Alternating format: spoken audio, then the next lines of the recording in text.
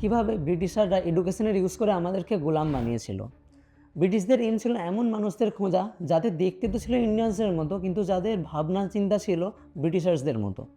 সেই কারণে তারা গুরুকুল এবং বেনারস সংস্কৃত কলেজের ফান্ডিং আটকে দেয় এবং এমন ইউনিভার্সিটি তৈরি করে যেখানে শুধুমাত্র ইংলিশেই পড়ানো হয়। ভেদিক ম্যাথস, আয়ুর্বেদা এবং ইন্ডিয়ান ফিলোসফির মতো সাবজেক্টগুলিকে ব্রিটিশ হিস্ট্রি এবং ইংলিশ লিটারেচারের মতো সাবজেক্টের সাথে রিপ্লেস করা হয় এবং কলেজে সায়েন্স, টেকনোলজি এবং ইনোভেশনের মতো জিনিসগুলিকে ভীষণভাবে সাবজেক্ট করা হয় আর শুধুমাত্র রোড লার্নিংয়ের ওপর ফোকাস করা হয়, যাতে ইন্ডিয়ানসদের মাইন্ডে কখনোই ইনোভেশন বা ক্রিটিক্যাল থিঙ্কিংয়ের মতো জিনিস ডেভেলপ না করতে পারে, যাতে আমরা ব্রিটিশারদেরই আন্ডারে লোয়ার ডিভিশন টেকনিশিয়ান বা ক্লার্ক হতে পারি। এই সিস্টেমের সাইড এফেক্ট এখনও যায়নি। এখনও আমরা ইংলিশ বলা মানুষকে মহান মনে করি আর আন্ডারস্ট্যান্ডিংয়ের থেকে মার্কসের ওপর বেশি ফোকাস করি আর শুধুমাত্র সরকারি চাকরিকেই আমরা সাকসেস হিসেবে মানি।